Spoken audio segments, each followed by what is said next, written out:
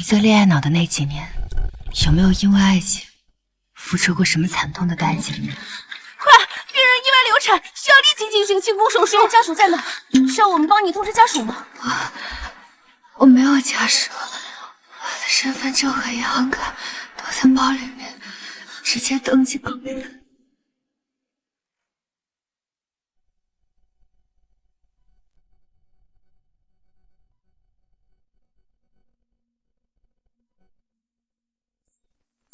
罗小姐，你醒了，感觉怎么样？孩子，我的孩子，抱歉，你被送到医院的时候，孩子就已经没了。你醒了，氧气就不需要了。对了，你的手机和包给你放到床头柜上了，你还需要住院2天，你看要不要叫家属或者朋友过来照顾你？那你就好好休息，别想那么多，身体养好了，孩子以后还会有的。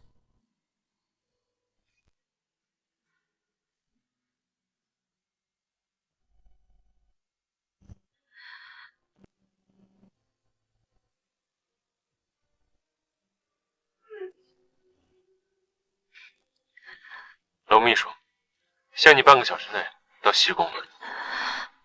文总，我今天不太方便，我在。文廷城，我们的孩子呗，可这对你来说一点都不重要。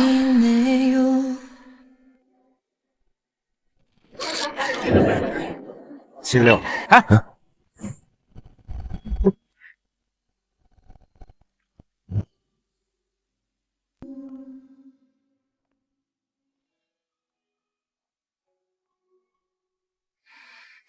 文总，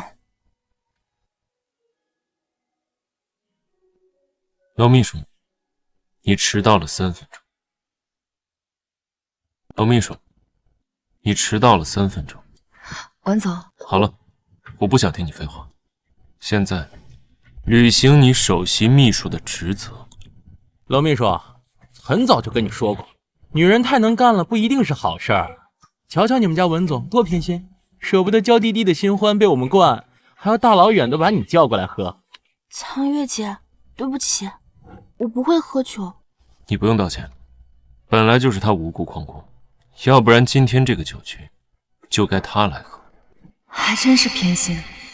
文廷铮，我跟了你3年，你何曾对我温柔过，哪怕一瞬间？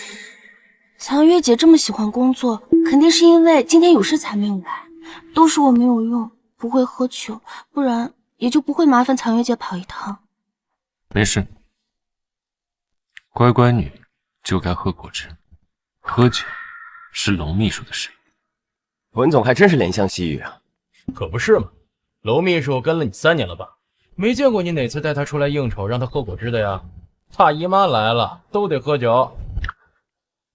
那不一样，娄秘书酒量好，喜欢喝。娄秘书，我说的对吧？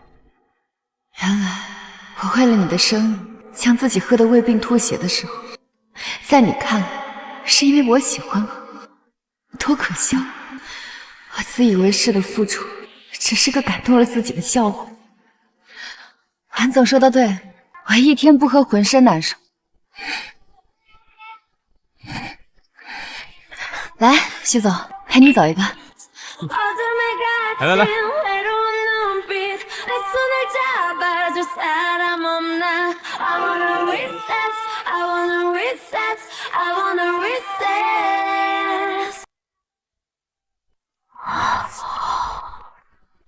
你困了，要不我先送你回去。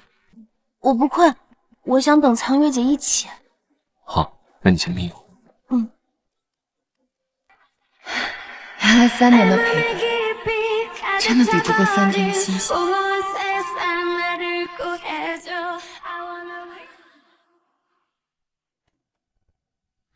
文总，我到了。苍月姐好像喝多了，不太舒服，你先送她回去吧。好，你早点休息。文总晚安。晚安。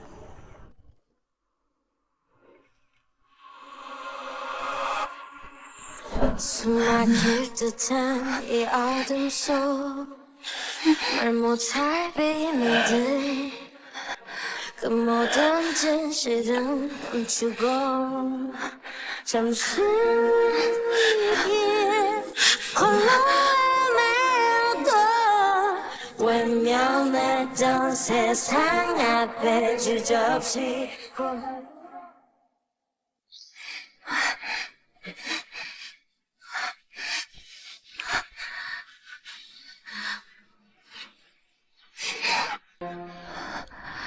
我今天不太方便。扫兴。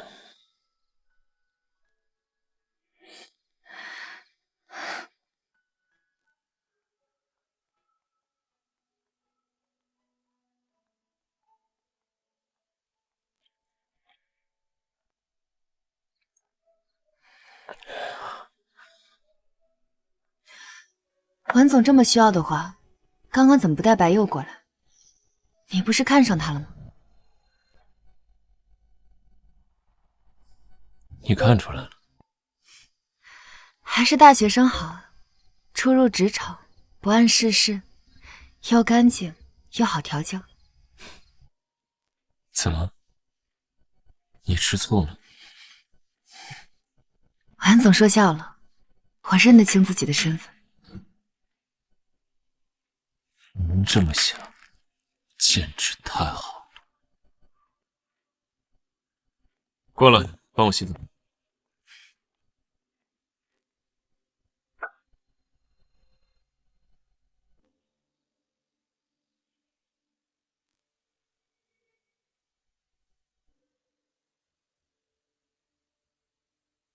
抓住他！快开！抓住他！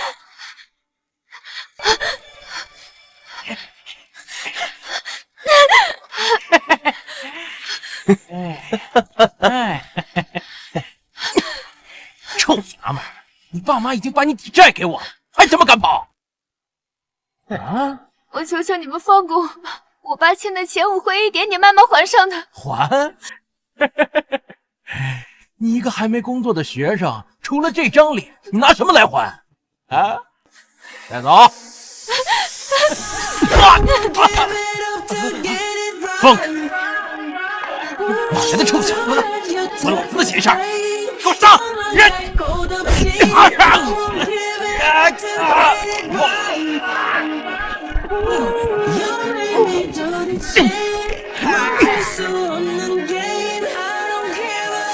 小姐，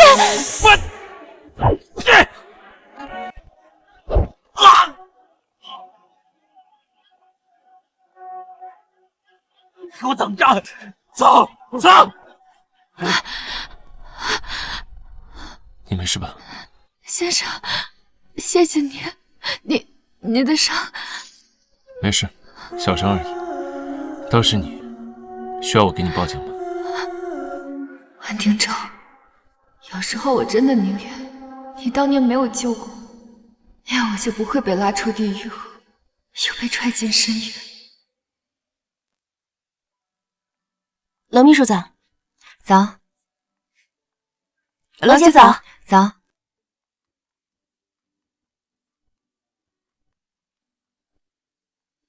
罗秘书，这份合同出了点问题，你看。这里小数点打错位置了，5000万的预算直接变成了500万。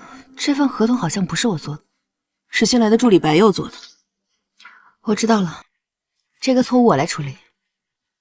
你傻呀？这么重大的错误，就算能补救，也必须要有人来承担责任。又不是你的错误，你瞎给自己找什么麻烦？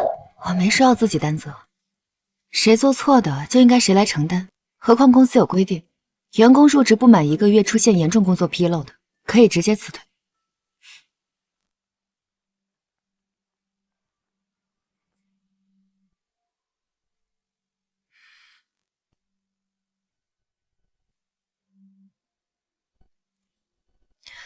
文总，什么事？来我办公室一趟。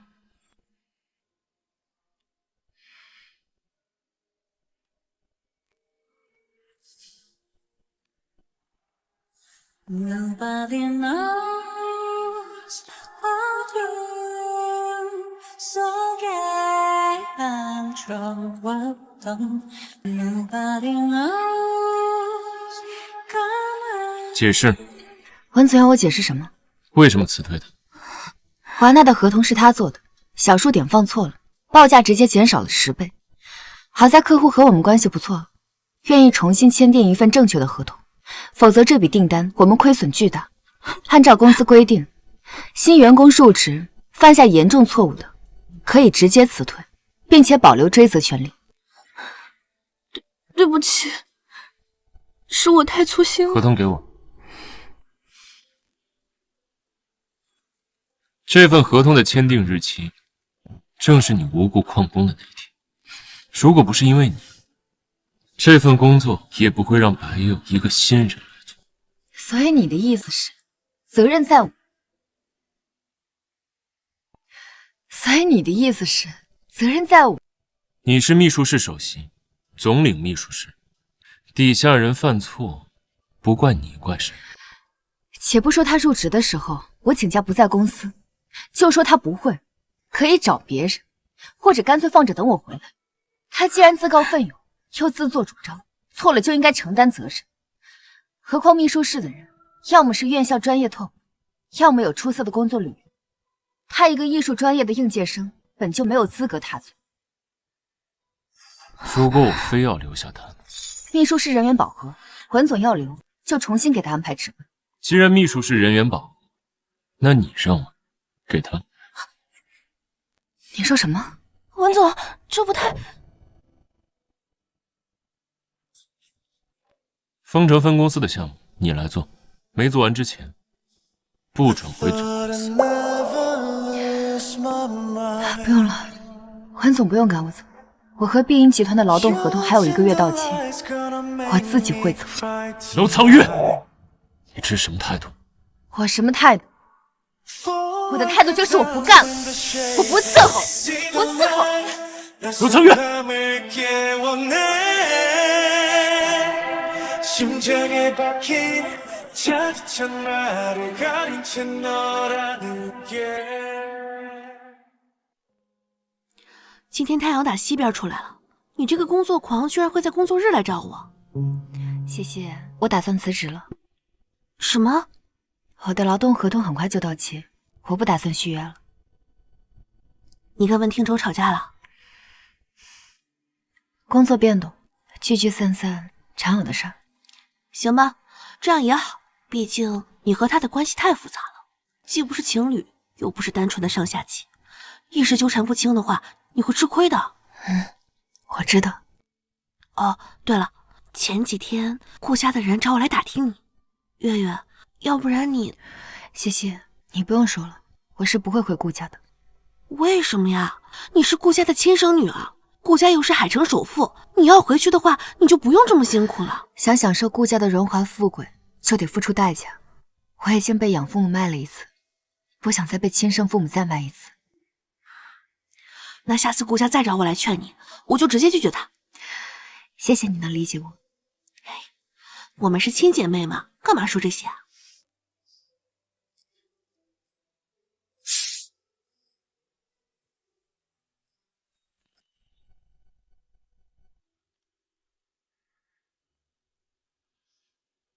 下楼，不要逼我直接上去逮你，我怕你会在你闺蜜面前失了体面。谢谢，我有点事要处理，先回去了。啊？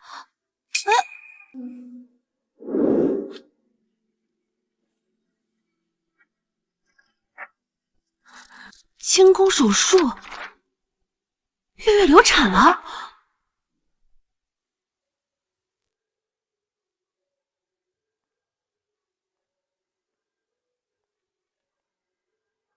最近翅膀硬了，龙、蜜、鼠。最近翅膀硬了呀，龙、蜜、鼠。文总有什么事吗？上车。文总，我想我必须得提醒你，我已经不打算和碧云集团续约，您不能命令我做任何事。劳动合同到期了，离职手续办了，合同1天没到期，你就还是我的秘书。文总一定要这样吗？你明明已经有了媳妇，我们就不能好聚好散吗？你在质问我，娄秘书。上车。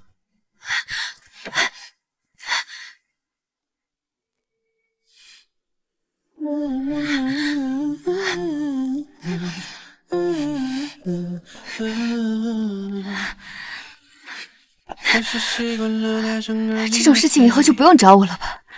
你不是对白幽很感兴趣吗？找他不是更好？他和你不一样，他家教好，他传统，不喜欢婚前性行为。娄苍月，你敢打我？所以，温庭禛，我没结婚就和你发生了关系，我就是家教不好，放的，不值得被珍惜，是吗？温庭禛，我怎么早没发现你是个混蛋呢？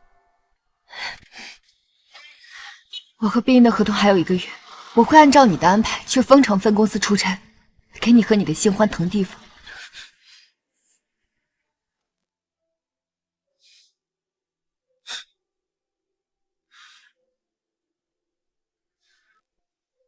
这个女人手劲儿还挺大。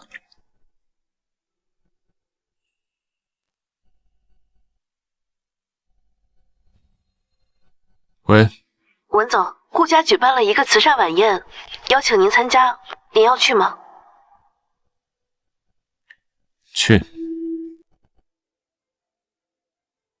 顾家，娄苍月，这段时间去丰城避避啊。哎，你们听说没？刚才财务总监被文总叫到办公室大骂一场。啊？为什么？还能为什么？新来的那个白柚又做错了报表，文总宠他，要找个人给他背锅，财务总监挡没，只能碰上了呗。哎呦，文总对他可真是够宠的，好几次我都见文总亲自接送他上下班呢。他不会要后来居上做总裁夫人了吧？嘘，你们可别这么说。哎，公司上下谁不知道藏月姐和文总的关系不一般？听说啊，都见过家长啊。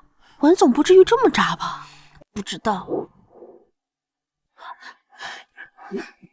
上班时间都挤在茶水间干什么？我才出差了几天，不知道纪律了。藏月姐，你回来了？都和工位准备一下，10分钟后开部门会议。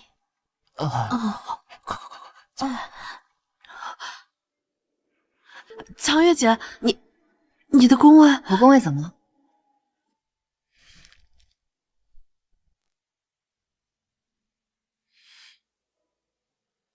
温庭禛，我不过出差1个月，工位就被白柚占了，是不是我再离开几天，回来就可以直接参加你们的婚礼了？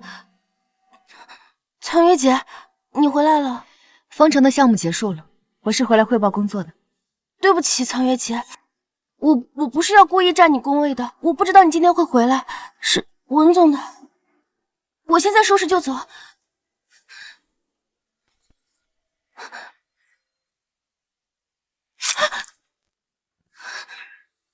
白柚，你不用收拾了，这个工位以后都是你的。藏月姐，你是不是生气了？真的对不起我。怎么了？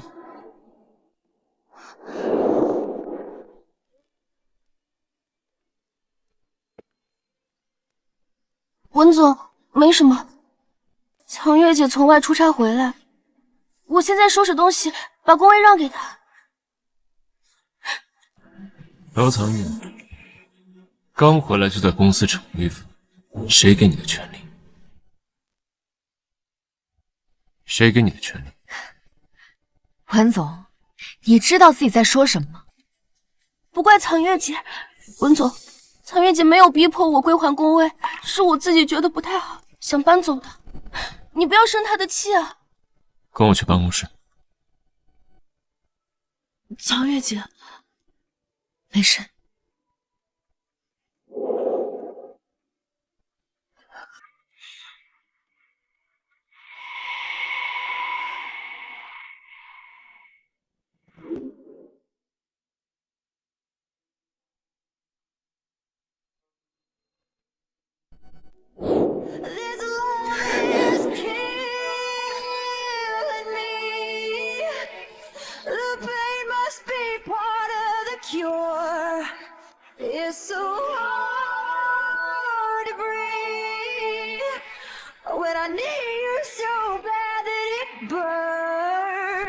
约不见，有没有想我？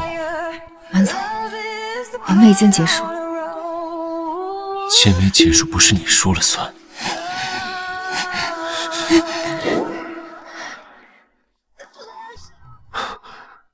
老秘书，你属狗的。我说过我们已经结束。我这次回来是汇报工作的，丰城的项目已经结束，我的劳动合同也只有3天就到期。这几天我会在公司把工作交接好，还请你稍后在我的离职申请上签字。老秘书，你还在跟我赌气？赌气？因为白友抢了你的工位，你违抗我的命令，自作主张去丰城出差，你还指望我留着你的工位？那最好不过，只要你在我的离职申请上签个字，我立马走人。楼藏月，文总，当年是你救了我，替我还了300万的债务，但我也陪你睡了3年，可以扯平了吧？你就这么想我们的关系？不然呢？文廷成，今天我们就在这把话说开吧。我知道你喜欢的是白幼那样倾城小白兔，过去3年，我不过就是你寂寞时的消遣。你比谁都清楚，我不爱你，你也不爱我，不是吗？对，你说的对，你从来就没有爱过。看来你很清楚自己的定位。明明早就知道这个真相，可为什么当你亲口告诉我的时候，我心还是会痛一下？所以，我离职，皆大欢喜。离职申请，你提交上去，我会签字。那就提前谢谢文总。但不是现在。你和碧云的合同还有3天才到期，现在滚回去做好自己的工作。所以温庭州那个臭男人连提前3天放你走都不肯，还要让你在最后3天做完一个大项目，这就是冷酷的资本家吗？无所谓了，反正我在碧云也就只待最后3天，就当是站好最后一班岗吧。也只能这样了。咱们可怜的打工人啊，胳膊是拧不过大腿的。对了，月月，上次你走的时候，包里掉出来一张纸。草月姐，你能来一趟活动现场吗？我有些东西不太懂。我马上过来。谢谢，我先去工作了，改天再聊。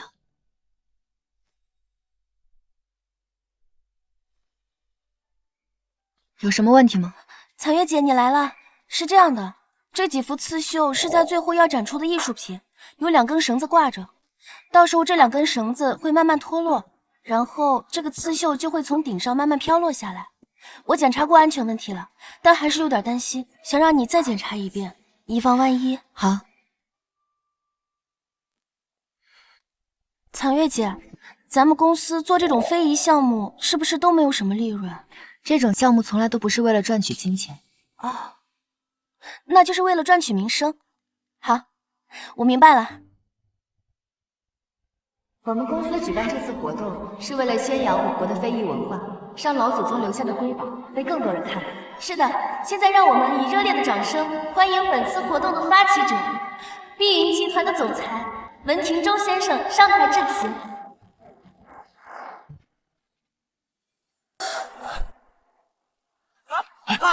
怎么掉下来了？你看，小心！小心！小心！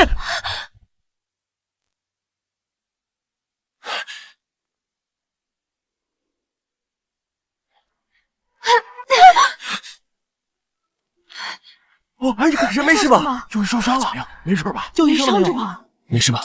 我没事。没事就好，还是去医院看一下。我真的没有事，文总。不过，草月姐，温庭城，原来我陪在你身边的这3年时间，真的毫无意义。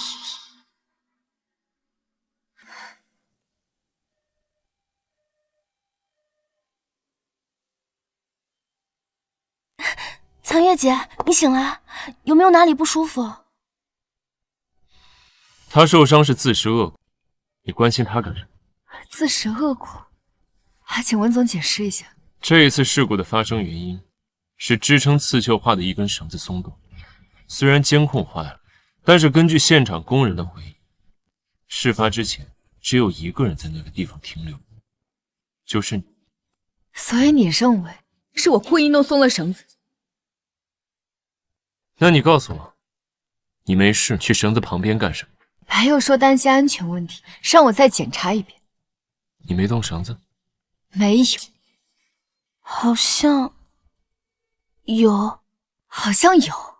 有什么？苍月姐，我就是想起来，你当时好像扯了一下绳子，所以我想……别害怕，继续说。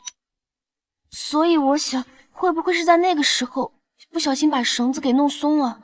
啊，文总，对不起，我不知道动一下绳子会有这么严重的后果。如果我知道的话，我一定会阻止苍月姐的，可能就不会发生现在这样的事情了。白佑，你再说一遍，我碰了什么？文总，苍月姐是不是生气了？我好害怕呀。我在问他话，轮不到你插嘴。温庭舟，他说什么你就信什么是吗？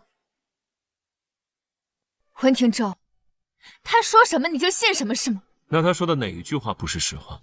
文总，我说的都是真的，不信可以查监控。你刚才没听到吗？监控刚好坏了。你喊够了没？自己犯的错，有什么资格凶别人？文总，我真的没有撒谎。我相信你。温庭舟，在一起3年，我原本以为你就算不爱我，也应该了解我的为人。原来你对我连最基本的信任都没有。我说最后一句，我没有动过绳子，也没有动机去动绳子。白佑，虽然监控刚好坏了，也难保会有别的证据留下来。你确定是我动的绳子？不敢说辞。苍月姐，虽然我一直都很崇拜你，也很想帮助你，但是今天发生了这么严重的事情，我不习惯说谎的。你确定亲眼看到我动了绳子？楼藏月，同样的问题你要问几遍？如果我找到证据证明是你在撒谎，你该怎么跟我道歉？赌一个巴掌，怎么样？赌一个巴掌怎么样？苍月姐，你这样我好害怕呀。楼藏月，你闹够了没？你刚才不是言辞凿凿说看到我动了绳子，还是说你承认刚刚是在撒谎？他不会真的能找到什么证据吧？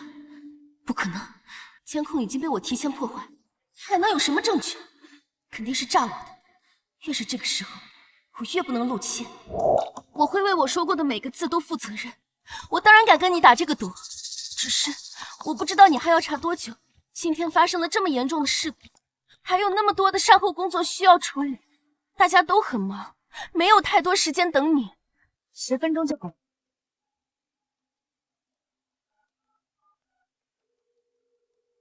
安娜，能不能麻烦你去帮我找一个人？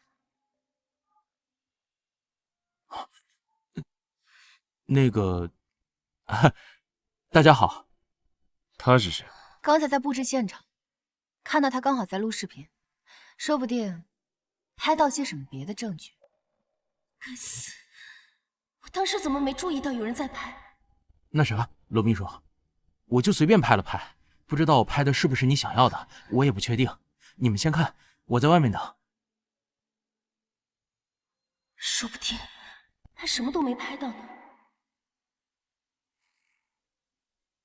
白佑，你说亲眼看到我动了绳子，那这是什么？我检查过安全问题了，但还是有点担心，想让你再检查一遍，以防万一。好，你什么？我没有。你没想到我真的能找到证据，还是没想到我会这么快找到证据？怎么会那么巧？刚好就有人录了视频。若非如此，老苍院今天根本就……如果没有这个证据，我今天就不会这么快脱身。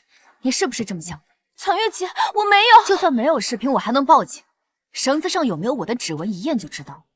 你用这么漏洞百出、愚蠢低级的招数陷害我，凭什么觉得能成功？就因为有人能给你撑腰，你觉得我会和上次一样打漏牙齿、会血吞吗？文总，我够了！环总，这是我和他的赌约，我只是在履行我们的赌注，请问有什么问题？我做错什么了吗？他污蔑我，甚至陷害我，没准就是他故意扯了绳子嫁祸给我。如果今天没有证据，就凭他的三言两语和你对他的偏心，我就算跳进黄浦江，也会被人说成是畏罪自杀。我为什么要受这样的委屈？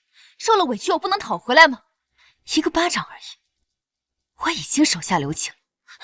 我承认是我说了谎，这一巴掌我应该受，但是我也没有碰绳子，视频里也没有拍到我碰绳子的画面。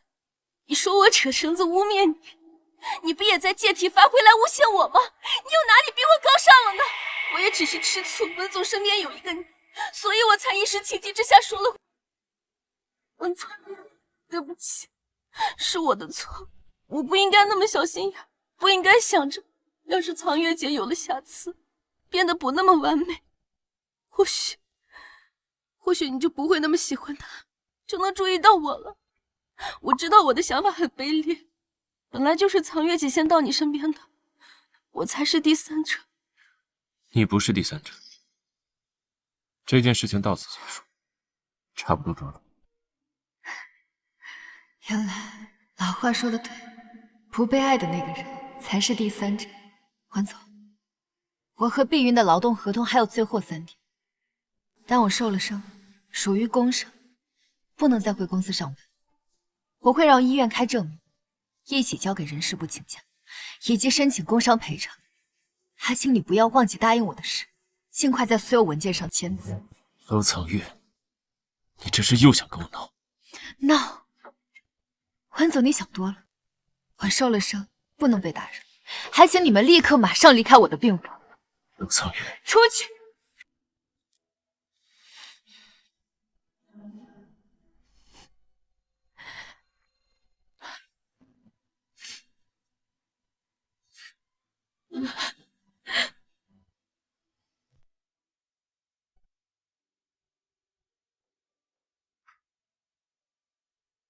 盛世旭，你来做什么？月月，听说你受伤了，我来看看你。不用你看，你走吧。月月，没必要这么防备我，我就是担心你，单纯的过来看看你。爸妈听说你受伤了，也很担心你。不用在我这花心思，我是不会回顾家的。月月，你是顾家的亲生女儿，当年也只是意外走散，这么多年爸妈很想你，连做梦都想把你找回来。我们真的很爱你。别以为我不知道，他们想扔我回去，不过是为了让我嫁给你，好把顾家名正言顺的交给你。你虽然是他们的养子，却是他们精心教养长大，而我这个半路冒出来的亲生女儿，在他们眼里确实不属于。月月，你误会了。你难道忘了他们曾经是怎么对我的吗？妈，就凭你一个出身低贱的丫头片子，也敢勾引我儿子？我没有，是商同学他……闭嘴！像你这种底层的女孩子，心里打的什么主意，我再清楚不过了。你父母没教你的礼义廉耻，我来教教你。马上把他开除了，否则我顾家收回对学校的所有投资。妈，不知道我身份的时候，说我勾引、开除，知道了又强迫我嫁给你，你不觉得很可笑吗？至少待在顾家比待在文廷州的身边要好。我听说他身边又有新人了。月月，你的真心和自尊一次又一次的被他践踏，难道你就甘心吗？顾家永远都是你的后盾，如果你想清楚了，随时都可以回来。你休息吧，不打扰你了。可是我再不甘心，又能如何呢？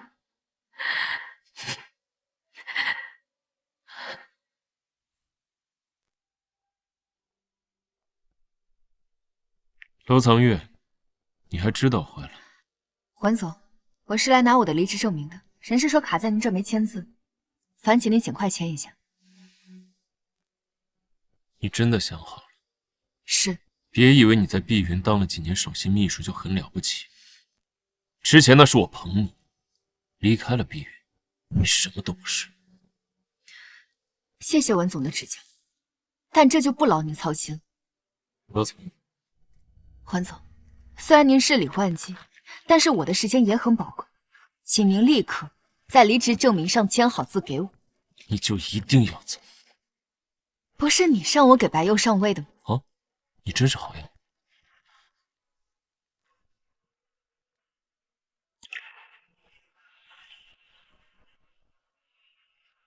除了这个，你别后悔。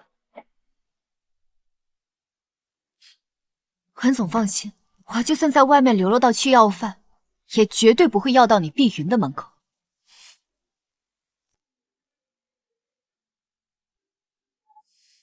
月月，现在正是吃蟹的季节，有个朋友给我寄了好大一箱，我让厨房全做上了。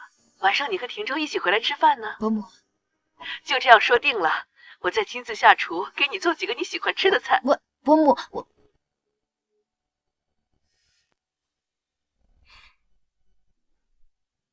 月月，多吃点。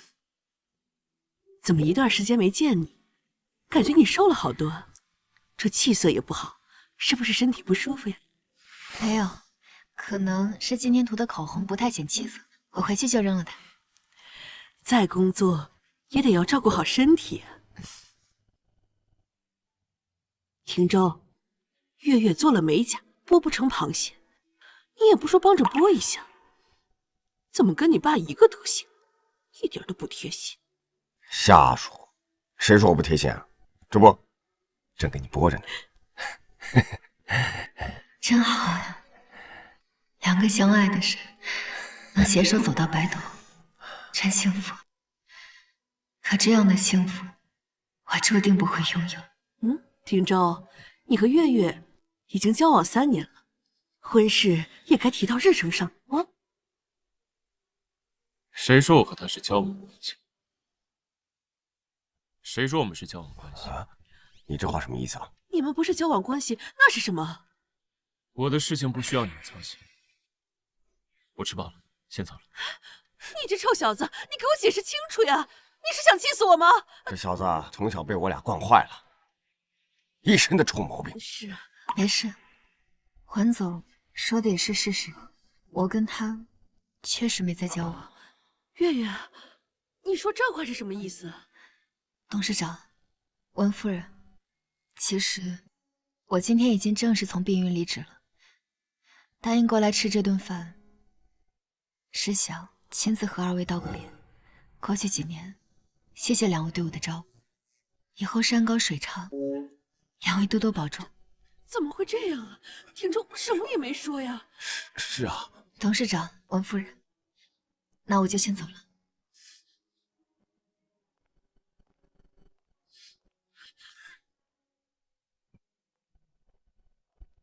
罗苍月，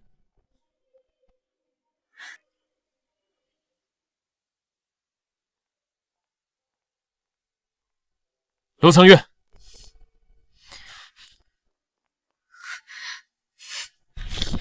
环总，这是什么意思？撤销你的离职申请，继续做你的首席秘书，我就当一切没有发生。环总，未免也太过自信了。你凭什么觉得在经历这一切之后，我还能当什么事都没有发生过一样，和你继续共事？罗苍月，我只是在给你机会。不必了，把机会给白佑吧。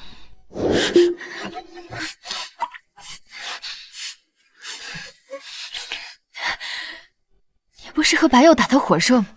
现在来碰我，不觉得很不忠诚吗？工具而已，怎么能谈得上什么不忠诚？温庭彻，你真让我觉得恶心。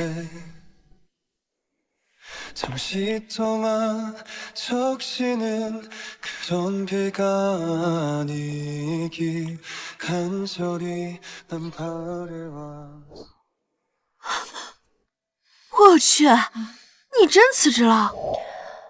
你不是一直希望我离开温庭州吗？怎么我辞职了，你反倒觉得我冲动了？我是很希望你离开他，没错了，但你真的离开了，他竟然连个像样的挽留都没有。我替你感觉不值。无所谓了，反正以后桥归桥，路归路。那你要再找份工作吗？其实我还在封城的时候，就有几家公司通过猎头联系我了。这几天我就去了解一下。对，赶紧无缝入职新公司，气死文婷州那个王八蛋。文婷州，这次我是真的要彻底放下你了。什么？楼秘书离职了？真的假的？周哥，你真舍得放他走啊？消息不灵通了吧？我已经让我的 HR 去联系楼秘书了，据说还聊得挺不错。好你个秀玉，偷偷挖人是吧？不行，我也得让我的 HR 联系他。像楼秘书这种有能力又漂亮的员工，谁用谁知道。要不是看他之前在周哥那儿，我早就联系他了。还打不打？不打滚！我这不挺遗憾的吗？楼秘书跟了你3年了，外面那么多人对他蠢蠢欲动，现在你就把他放出来了，真不怕他跟别人跑了？他不会。你就那么有自信？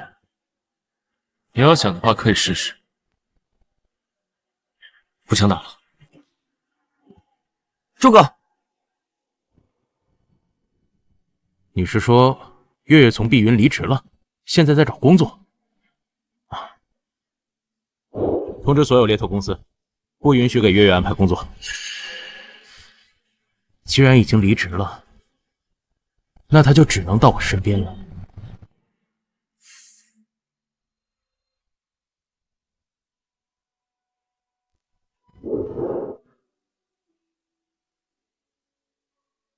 爷爷，我来看你了。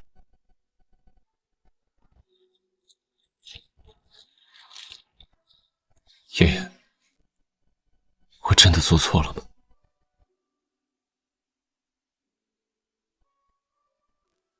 可是我真的好爱她，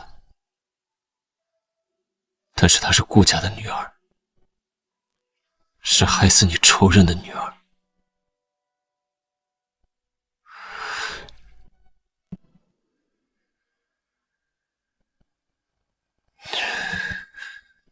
爷爷，我真的好累。实在不好意思，娄小姐，我也是刚刚收到委托方的消息，这个岗位已经招到人了。这么快？之前不是聊得好好的吗？不瞒您说，之前有很多家公司都在委托我帮忙联系您，开出的条件一个比一个好，但是1天之内，这些公司都不约而同撤销了委托，这种情况很不寻常。您看最近是不是得罪什么人了？我知道了，谢谢你告诉我这件事。对不起，娄小姐，我们考虑之后觉得不太合适。十分抱歉，公司业务调整，这个岗位不招了。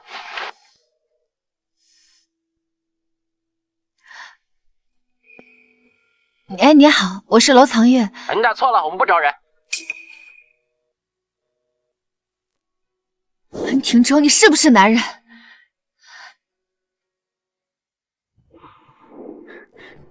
来，文哥。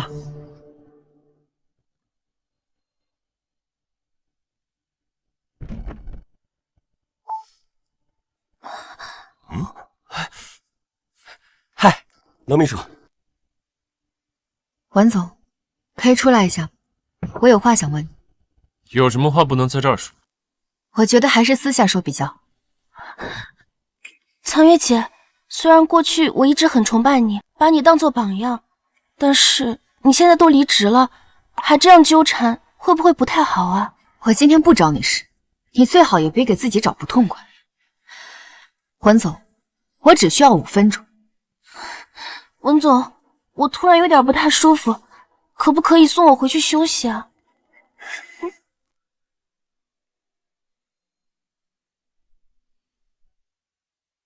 可不可以送我回去休息啊？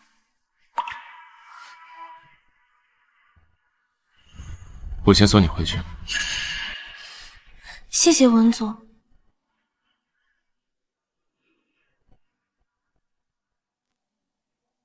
等等，苍月姐，我知道你因为上次那件事情对我心存怨恨，就连离职了都还不甘心。但是我现在真的不舒服，能不能让我先回去休息？就算我求你了。你不用求的。当初是你铁了心要离开碧云，现在又想回来，哪有那么容易？我们走。文总未免也太自信了。我什么时候说过要重回碧云？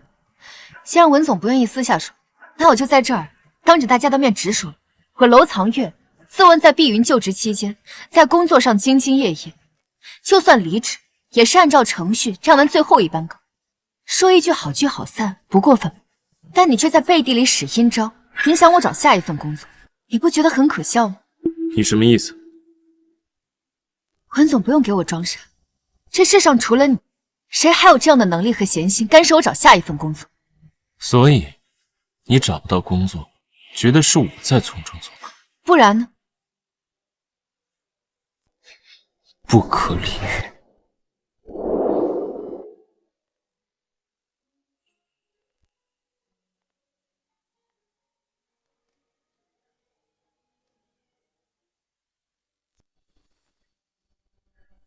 抱歉，罗小姐，您的简历不太符合我们的需求。实话实说，我们还是个初创公司，您的简历太优秀了，反而……没事，我能理解。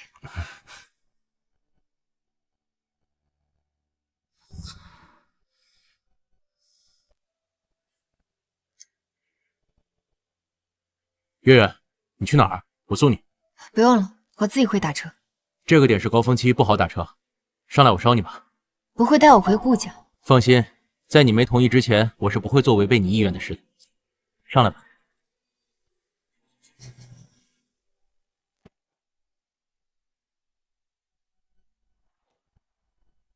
简历？月月，你在找工作？是。要不你还是回顾氏上班吧，别的我不敢保证。你回自己家企业工作，最起码不会受委屈。我之前已经说过了，我是绝对不会回。月月，你年轻漂亮又有工作能力，你对文庭洲付出了这么多，你知道最终你们为什么还是会分开吗？因为你没有好的出身和家世，没平台没背景，所以他才会肆无忌惮地羞辱你。文庭洲的选择太多了，你要知道，都是成年人，结婚和谈恋爱是两码事，你懂吗？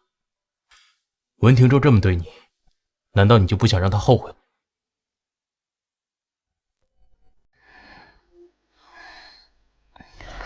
再来一杯。女士，您今晚已经喝了很多杯了。没事，再来一杯。好。楼藏月，你闹够了！谁说我们是朝夕关系？对，你说的对，我从来就没有爱过。因为你没有好的出身和家世，没平台没背景，所以他才会肆无忌惮地羞辱你。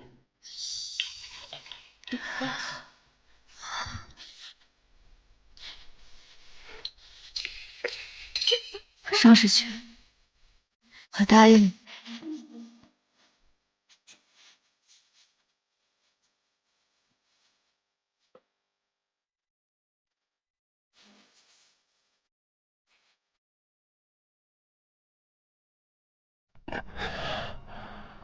文总，您还好吧？我没事，你先回去吧。那我先走了。楼藏月，给我倒杯水。楼藏月，我难受，给我倒杯水。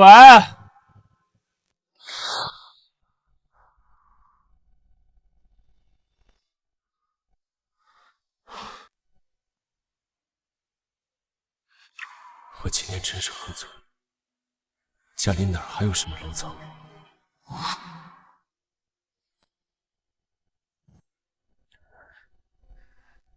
原来家里这么苦。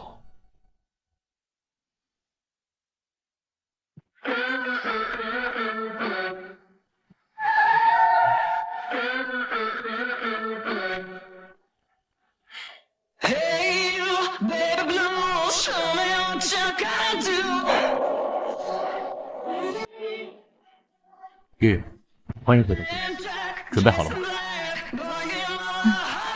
走吧。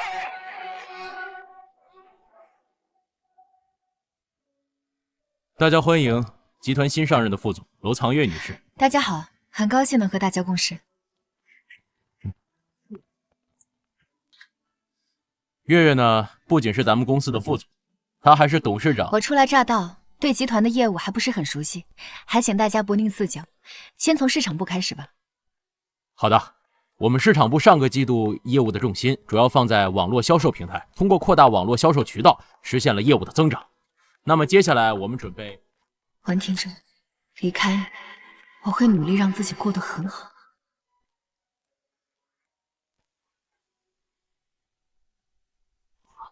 上个月的 KPI 只完成了75%，有没有个人给我个解释？很抱歉，文总，但这实在是事出有因呢。什么因？顾氏集团新挖过去一个副总，仅仅半个月的时间，就抢走了碧云好几个大单。你的意思是说，顾氏新来的一个副总就打得你们所有人毫无还手之力？可是这位副总是谁？是我司曾经的首席秘书楼藏月。你说是谁？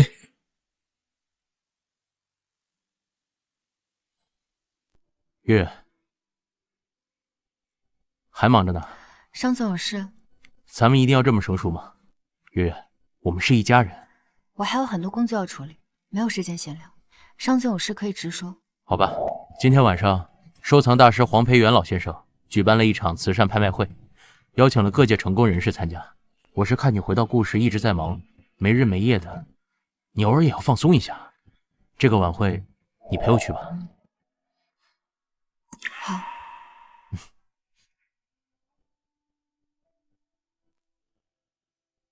确实，也需要休息一下。文总，我还是第一次参加这么正式的拍卖会呢，好紧张啊，好怕自己笨笨的闹笑话。不用紧张，跟在我身边就好。那不是藏月姐吗？藏月姐，好巧呀，你也是来参加拍卖会的吗？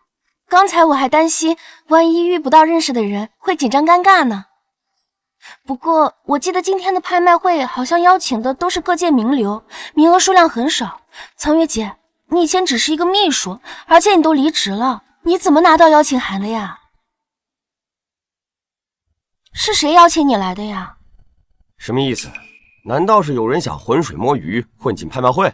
不会吧，看他穿的挺得体的，不像是那种人啊。谁知道呢？这年头什么样的奇葩没有？白柚，你是不是以为自己装出一副单纯的样子很可爱？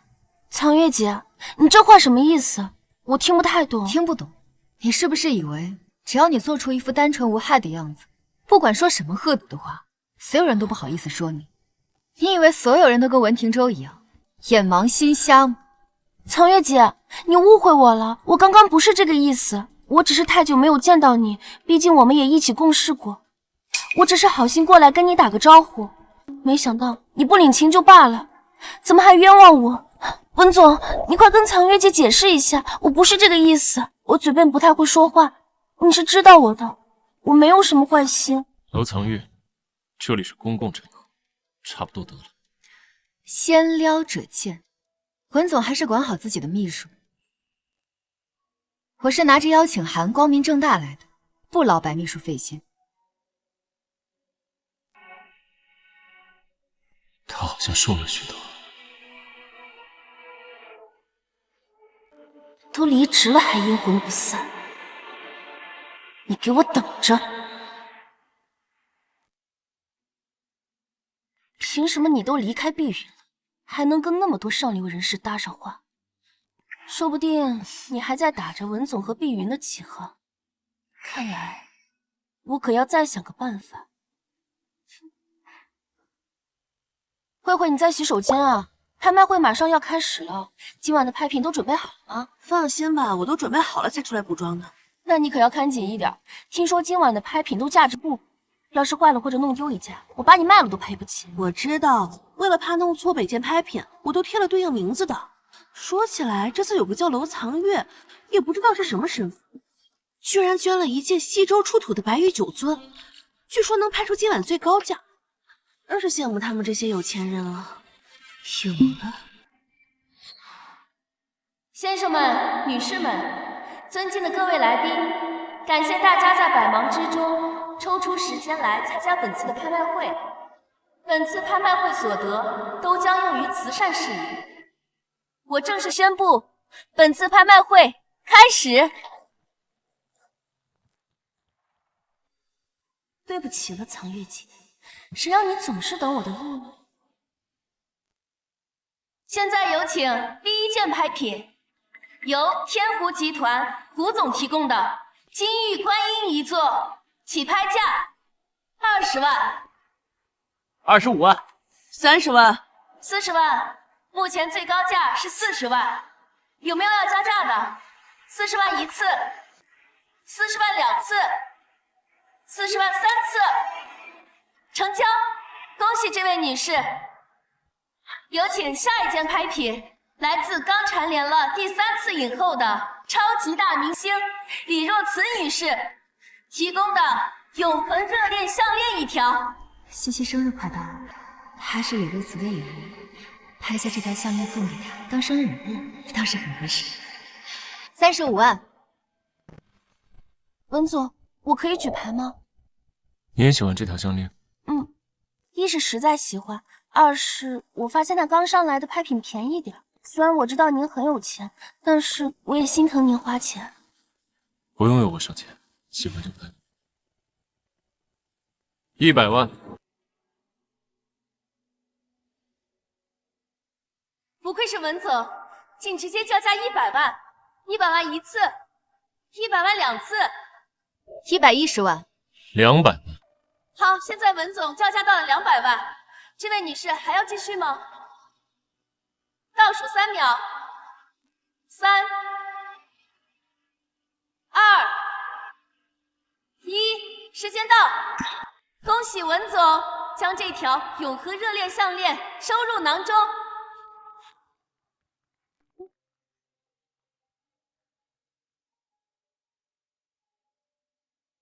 文总，你对我也太好了吧？就是我担心藏月姐会因此不太高兴。管她干什么？这段时间，我一直用高强度的工作来麻痹自己，本以为有些痛苦已经随着时间淡化，可为什么心里还是会有波动？下面为大家介绍下一件拍品，这件可就厉害了，来自楼藏月女士捐赠的白玉酒樽，出土于西周。西周的酒樽，还是玉器，这收藏价值肯定极高。这得多少钱才能拍到呀？一出手就是重量级的藏品，这楼小姐是何方神仙啊？商时序只说我准备了拍品，没说这么贵重呀。现在有请我的同事为大家揭晓白玉酒樽的庐山真面目。楼藏月，你就得意吧，但马上你就得意不起来。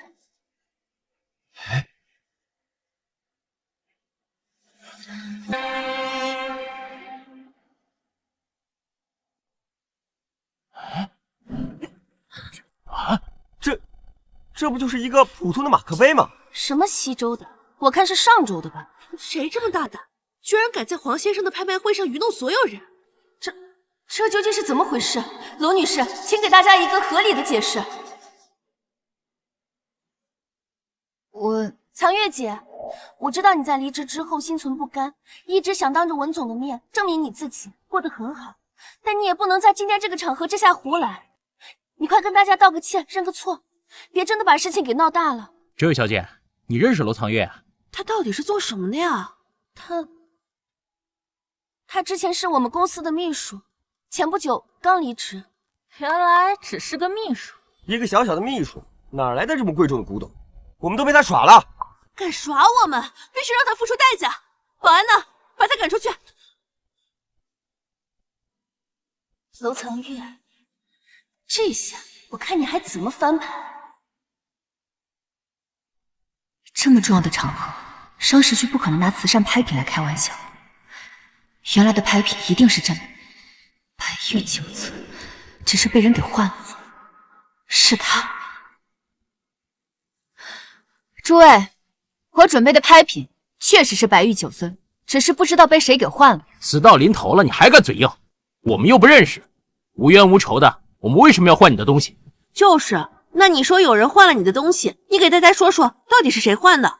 只不过是被拆穿，随便找个借口罢了，能说出来才怪。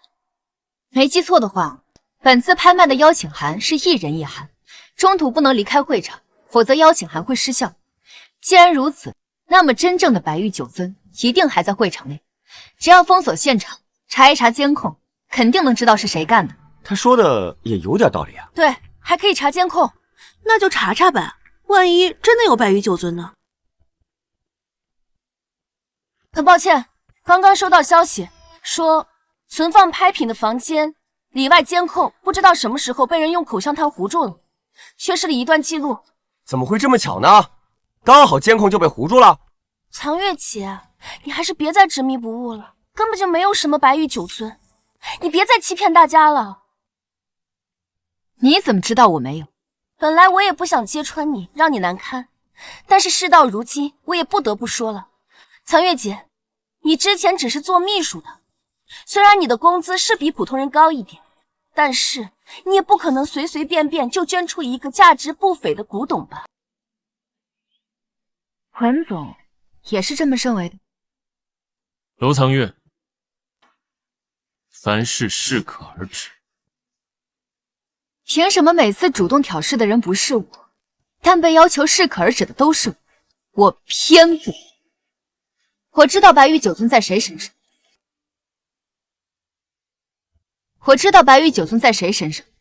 在谁身上？你倒是说呀！我可以给那个人一个改过自新的机会，只要他愿意承认错误，我可以不报警。藏月姐，你快别闹了，等下事情闹大了，可就真的没有办法挽回了。这句话我同样送给那个小偷，一会儿真的闹大了，可就没法挽回了。现在承认错误才是明智的选择。他肯定是诈我的，就算他怀疑是我换的，他也拿不出证据。我看根本就没有什么小偷吧，是藏月姐你瞎编的谎话。既然没有人愿意承认，那就别怪我让那个小偷求锤得逞。我可以看一下那个杯子吗？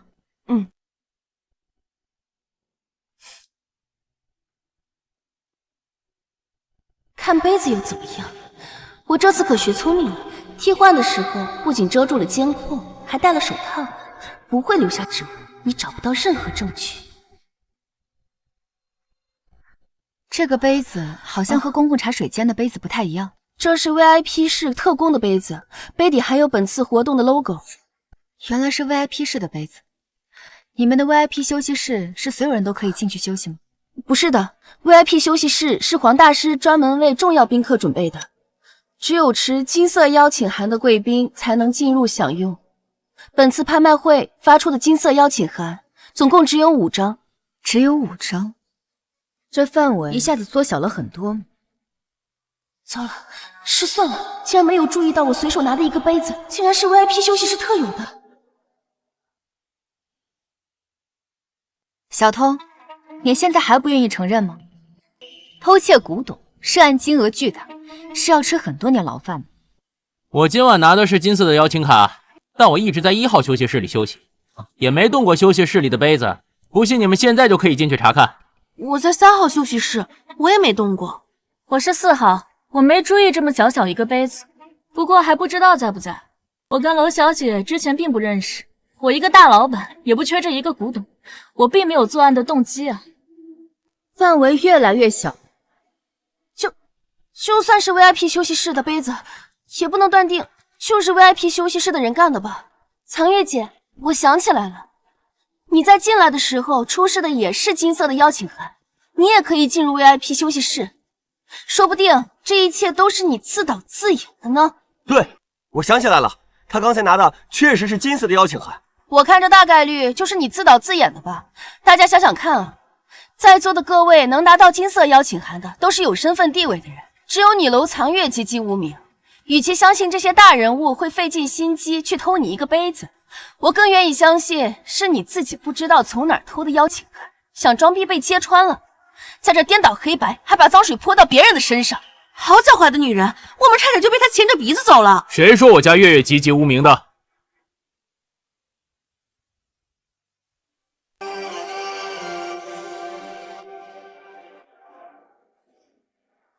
这是顾氏集团的总裁，顾董事长公开认定的继承人商总。文总出席已经够让人惊讶的了，没想到商总也来了。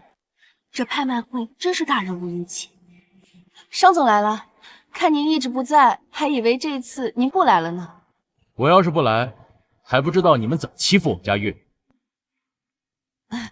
这月月的这件藏品是我亲手替她挑选的，中途被人调换了不说，你们竟然因为此事让她受了这么大的委屈。我希望主办方给我一个合理的解释。是。月月，你没事吧？我就说藏月姐怎么当初这么坚定的要离职，原来是搭上了顾氏集团的商总啊！我之前还担心她万一离职了找不到工作，现在看来是白担心了。不过商总这么维护藏月姐，他们两个之间应该不只是什么单纯的工作关系吧？事情好像变得越来越复杂了，快去请黄大师出来。商总您放心，只是出现了一些小意外。小意外？我顾家的人被你污蔑成这样，你告诉我是小意外？那商总您看要怎么解决？彻查，在查清楚真相之前，谁也不准走。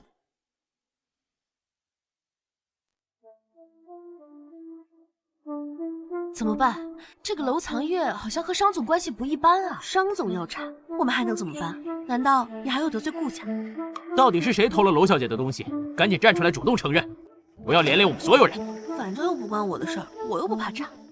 现场能与顾家抗衡的，想必也只有文总了吧？怎么办？马上要查到我了，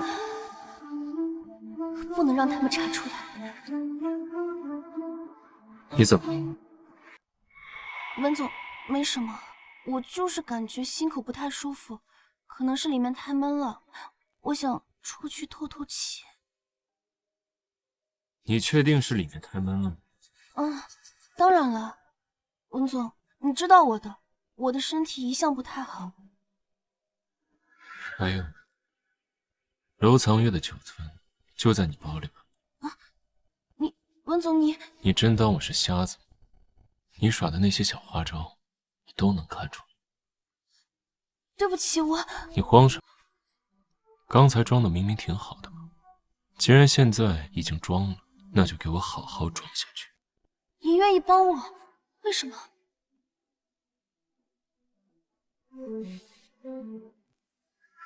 我讨厌一切和顾家有关的人。这位小姐，请配合我们调查。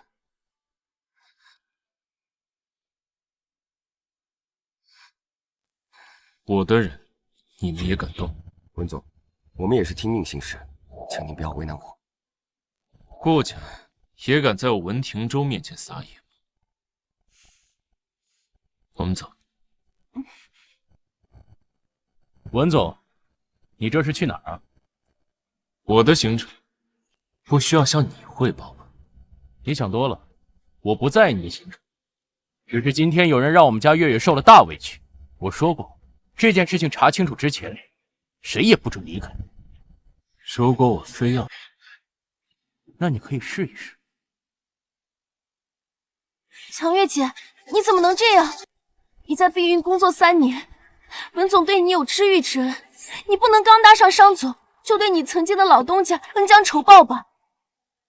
哎呦，你胡说八道、甩锅转移矛盾的本事，还是这么生硬和幼稚。藏月姐，你太过分了！我过分？我平白无故被人泼了一盆脏水，还不能证明清白、查清真相吗？你的那个酒樽被人替换，与我们无关。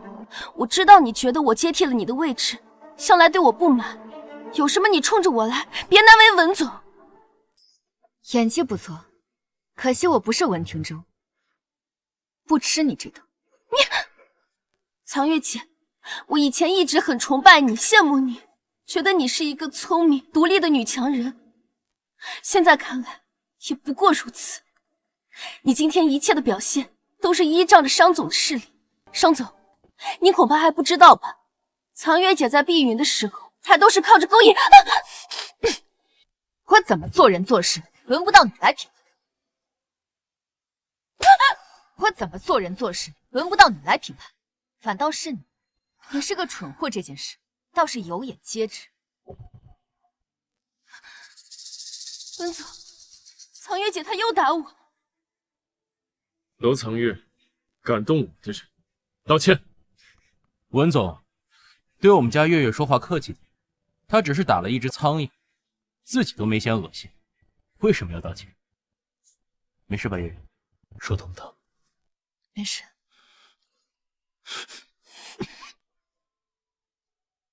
你让他碰你。文总管的闺蜜也太宽了，放开！你让我放开，让他碰你，你是这么随便的人吗？我们没有任何关系，放开！楼藏月，月月让你放开他，你没听到吗？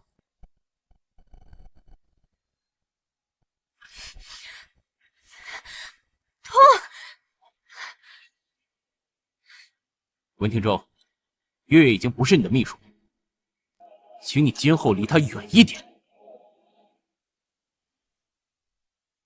文廷州，月月已经不是你的秘书了，请你今后离他远一点。文总，算了，藏月姐已经攀上商总的高枝了，她已经不可能再顾念我们往日一起共事的旧情，我们还是走吧，毕竟留在这块儿都惹人嫌。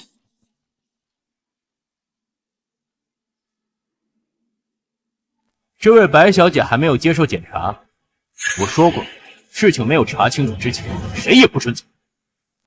哎呀，文总、商总，真是不好意思，怠慢了二位贵客。你的拍卖会上出现了小偷，把我价值连城的古董给调换了，这事你该给我个交代吧？那是自然，那是自然的。我说要来参加你的拍卖会，被人以莫须有的罪名搜身，这事儿你得给个交代。这，文总、商总，这件事我一定彻查清楚，保证给二位一个满意的交代。二位能否给老朽一个面子？毕竟这么多双眼睛看着，要是传出去的话……黄大师，我们家月月在这儿受了天大的委屈，你竟然说……月月，黄大师的面子还是要给的。多谢娄小姐，咱们休息室里谈。来，这边请。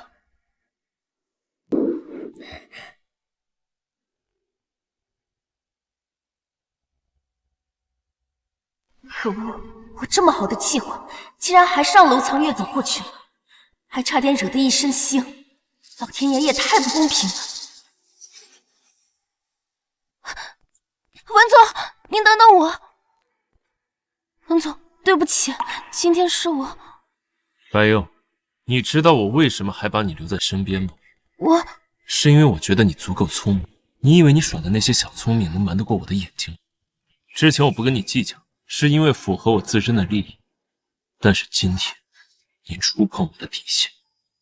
对不起，我只是太没有安全感了。藏月姐处处都比我优秀，我害怕。文总，对不起，这次是我错了，我大错特错了，原谅我这次。把九尊自己还回去，要是被发现，我不会帮你任何。还有，你确实处处都不如他。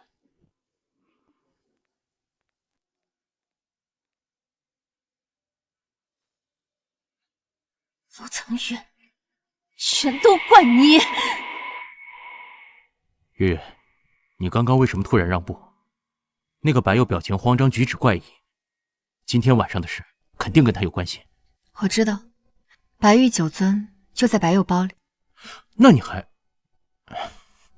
月月，你是心里还放不下文廷州，不想让他当众难堪是吗？我只是觉得没必要为了一个白佑服了黄大师的面子。顾氏和黄大师还有重要的项目推荐，为了一个白佑不值得。你心里真这么想？当然，不然还能因为什么？你心里有数就好。哦，对了，下周爸过生日，爸想叫你回家吃个饭，你怎么想？爸想叫你回家吃个饭，你怎么想？我之前说过，我只是在顾氏工作，并没有答应要回顾家。我还是月月，顾家千金的身份不是你的累赘，他反而能成为你的助力。我想经过今天一事，你心里应该也能明白。你是还在因为高中那件事生妈的气？难道我不应该生气吗？你是一个成年人，成年人最重要的就是要学会权衡利弊。或许你说的对，我考虑考虑吧。好。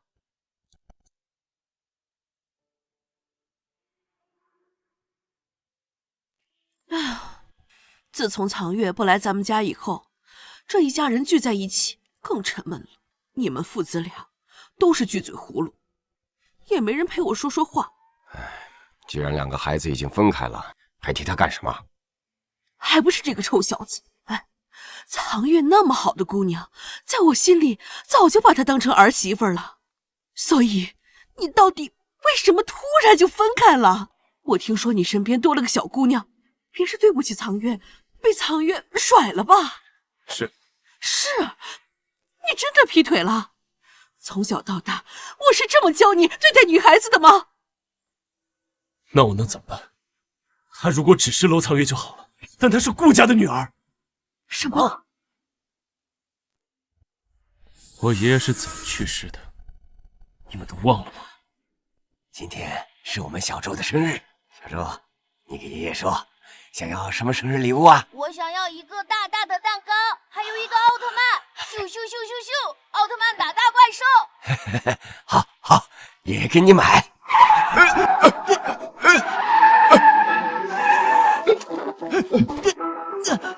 怎么回事？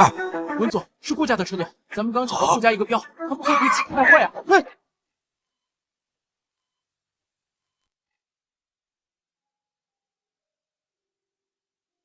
爷爷，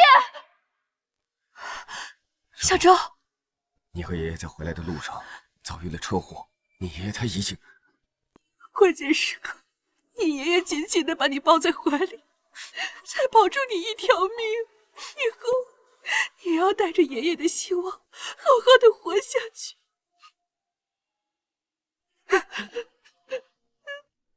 是顾家恶意报复才害死爷爷的，我怎么能够娶顾家的女儿？妈，爸，我也是活生生的人，我也有心，我也会难过。爷爷是因为保护我才去世的，这个世界上谁都可以背叛爷爷，只有我不行。其实，当年你爷爷的死不是人为，那是意外。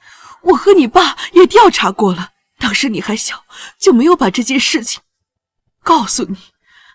没想到你记在心里这么多年。是啊，儿子，当年顾家因为女儿被人贩子抢走，着急追人贩子，没注意到你爷爷的车，才出现了意外。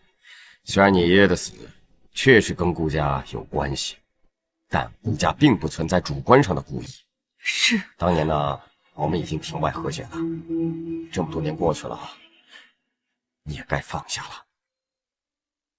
我不相信，爷爷的助理明明说是因为爷爷竞标赢了顾家，顾家恶意报复他，害死爷爷的。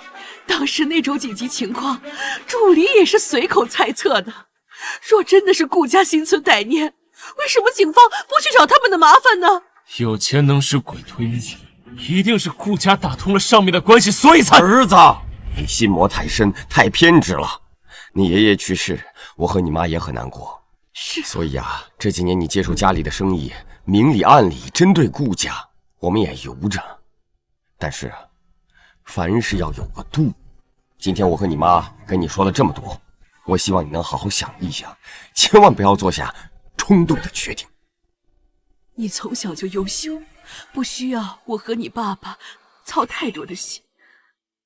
但比起优秀，我们更希望你幸福快乐。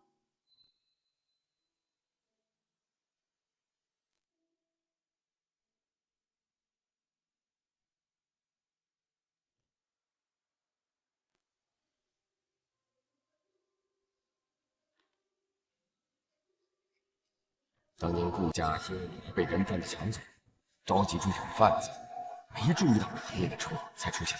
文总，是顾家的车队，咱们刚抢到顾家一个标，他们会不会气急败坏啊？到底什么才是真相？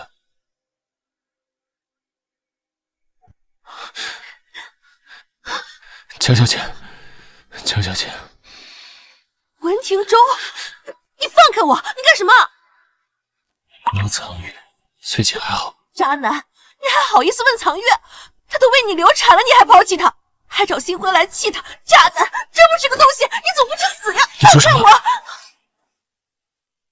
你说，娄藏月她流产了？什么时候的事？你不知道？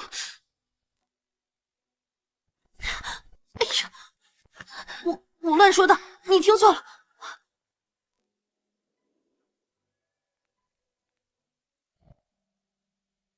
文总查到了，2个月前，娄藏月女士确实是在我们医院做过一次清宫手术。她当时身体过度劳累，导致意外流产。送过来的时候，孩子已经没有。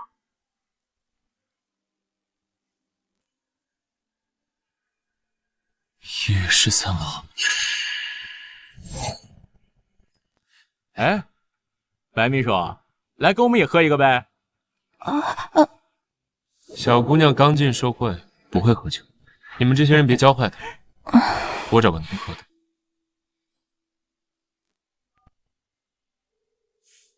喂，娄秘书，半个小时之内到西宫。文总，我现在不太方便，我在医。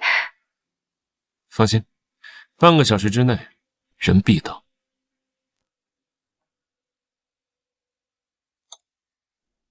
所以那天，他是刚失去了孩子，就被我找回来喝酒。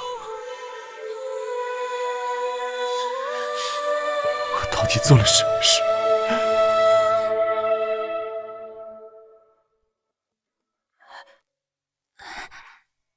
把这新到的衣服和包包都放到月月房间里整理好。是，夫人。哎，等等，最近天气冷，给月月房间多加床被子。是。哦，对了，饭菜准备的怎么样了？阿旭说月月爱吃辣的，多准备几道川菜。好。你歇息会儿吧，这些不用你说，佣人们呐会做好的。哎呀，月月好不容易答应回家了，我必须给她安排好，把最好的都留给她。啊，回来了。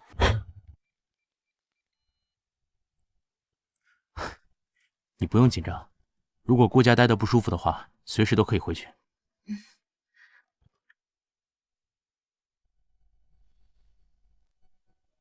月月，我们终于等到你回家了。顾董，顾夫人。外面风大，咱们屋里说。啊，对对对，进屋里坐，去里面。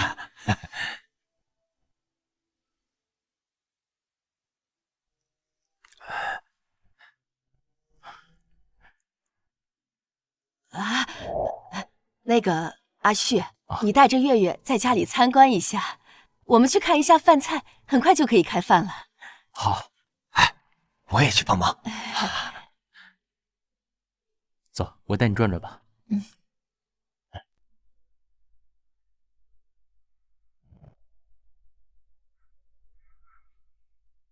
这是你的房间，得知你要回来，妈紧急采购的，商场都快搬空了。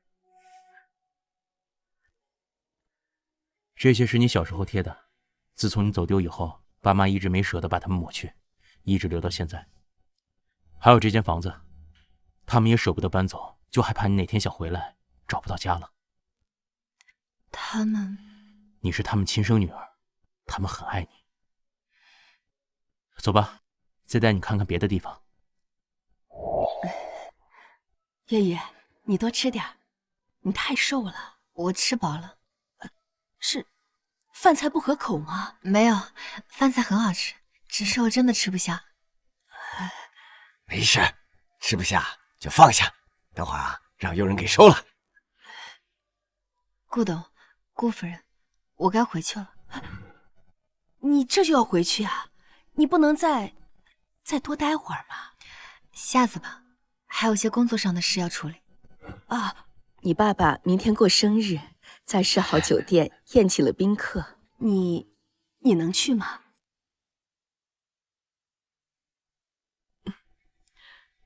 儿子，今天是顾总的生日，人家既然邀请了咱们就是来做客的。妈知道你放不下爷爷的事，但今天至少给人家个面子，知道吗？儿子，你发什么呆呀？我哥跟你说的话听清楚了吗？知道了。不知道今天他会不会来？苍月，你跟顾家和好了，你不是不愿意回去吗？也不算和好吧，只是最近想通了很多事，觉得可以试着接触一下。或许不是所有人都和我养父母那样，也许我该给自己一个机会，也给他们一个机会。也是，毕竟人活一世，短短几十年，没必要跟自己较劲儿嘛。你以后可就是顾家大小姐了，姐妹，苟富贵勿相忘啊！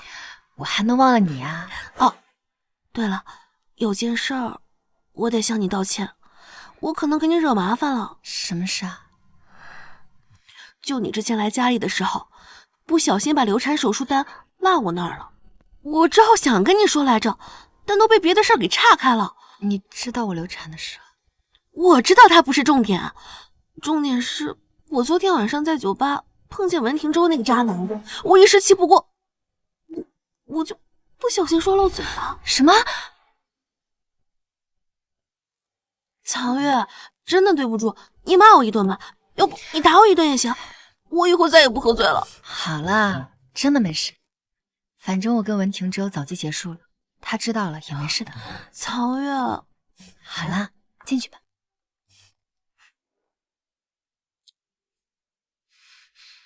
刘明，苍月，有事可以和我聊聊吗？没这个必要吧？我不占用你很多时间，就2分钟。2分钟，可以吗？就2分钟。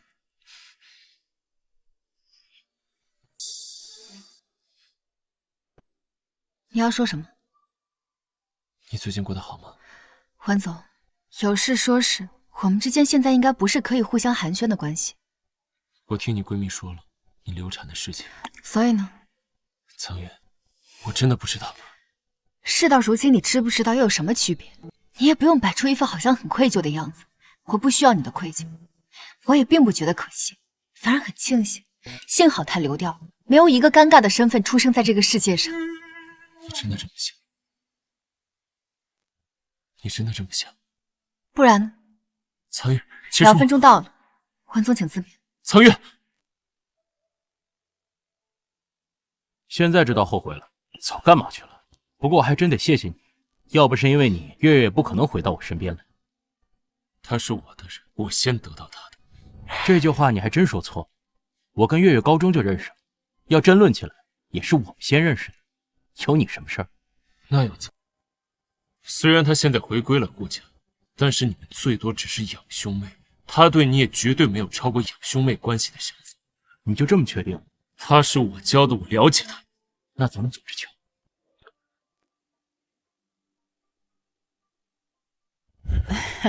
是啊是啊，月月真是不错呀。月月来了，生日快乐！谢谢月月。顾总、顾夫人，这位是？她是……我是他们的女儿，我是他们的女儿。这就是小时候被保姆抱走，一直没找到的女儿，这是回来了？是啊，是啊，是啊，好不容易找到了。那咱们顾家今天可是双喜临门，恭喜恭喜！慢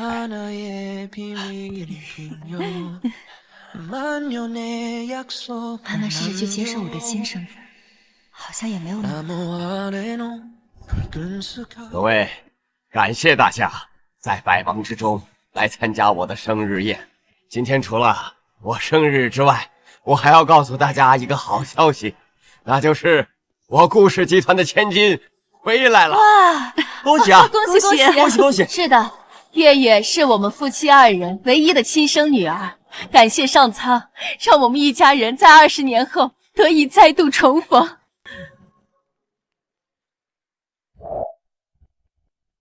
抱歉，你不能进去。我是碧云集团的员工，我凭什么不能进去？别撒谎了，人事部早就同步过了，你已经被辞退了，不再是碧云集团的员工，请你速度离开，否则我们就要报警了。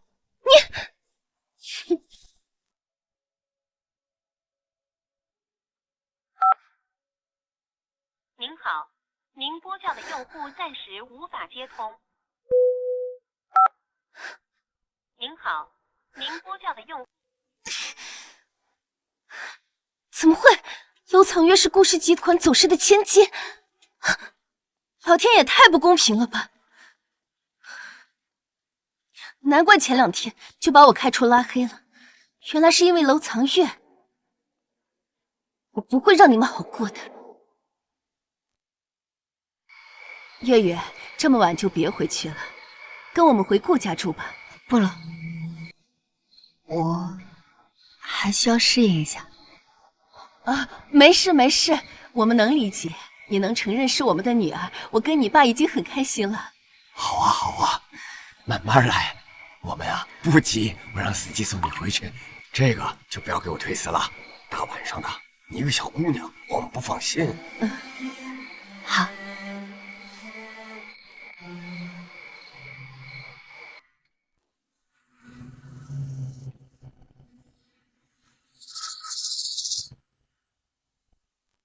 小姐，好像有辆车跟着我们。不好，他撞上来了！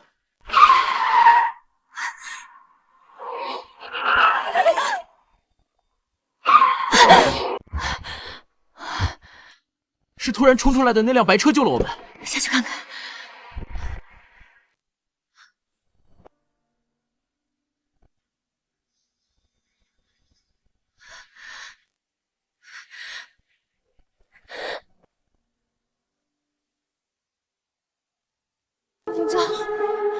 温庭章，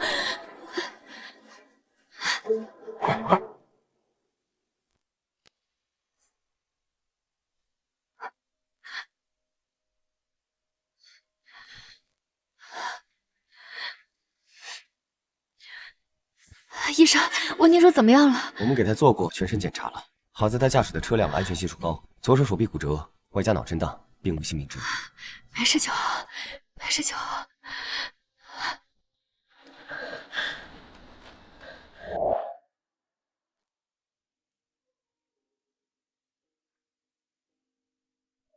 楼藏月，我这是在哪儿？楼藏月呢？她在哪儿？楼小姐没事，她昨晚把你送到医院，确定你没有生命危险就离开了。楼藏月走了。你放心，楼小姐走之前已经为你预存了足够的费用。好，我知道了。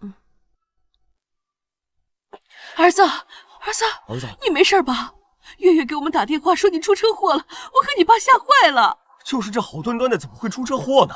是白佑，他开车想撞藏月，我就开车拦了他一下。你这孩子，那你也不能这么冲动，就算救人，也不能以身为盾呀。爸妈，我才知道藏月为我流过产，所以我更不能冷眼旁观，看着他遭受威胁。那你现在是什么打算？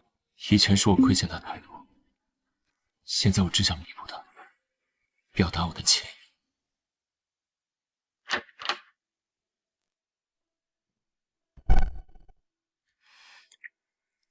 苍月，你是来看我的吗？我问过医院，说你今天出院，毕竟你是为了救我才受伤的，于情于理，我都应该过来一趟。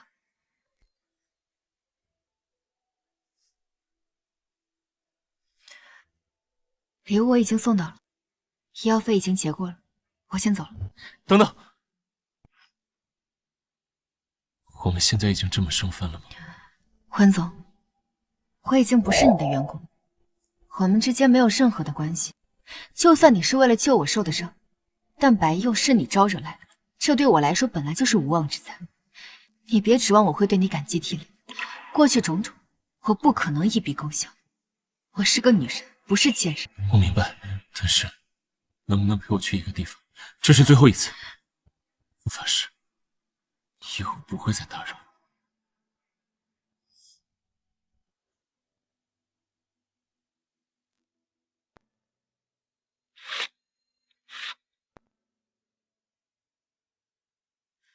这是我爷爷，他死于20年前的一场车祸。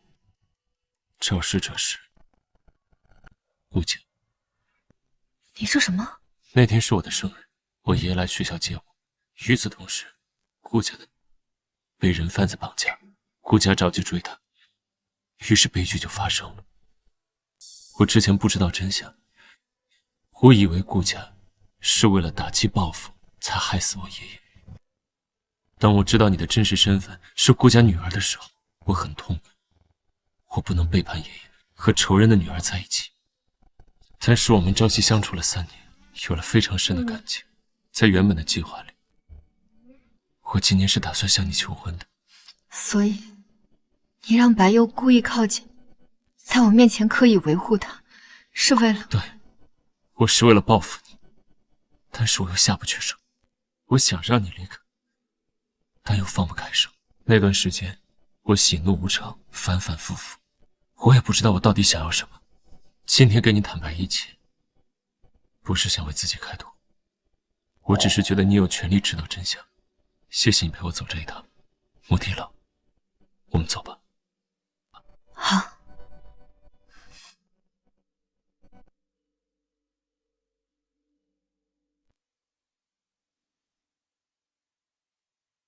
月月，你好不容易才回顾家，这一家人还没团聚多久，你怎么就决定出国了？我还没毕业就被文庭舟带在身边工作，看过的世界太小了，正好现在有条件了，我想出国再学习几年。你们放心，逢年过节会回来看你们的。孩子啊，有学习上进的心是好事，我们做父母的一定要支持。谢谢。月月，其实如果你这次出国是为了文庭舟，我觉得大可不必。其实高中的时候我就……哥，虽然我们没有血缘关系，但法理上你都是我哥。我不在的这段时间，家里就拜托你照顾了。我走了，爸妈。听到了吗？他刚才叫我妈了，还叫我爸了呢。咱们的女儿在外流落了这么多年，可她还跟小时候一样心软善良。是啊，我们以后要加倍的补偿她这些年的缺失啊。儿子，既然来了，怎么不亲自送送苍云？不用了，我的出现会破坏他的心情。你就这么放弃了？放弃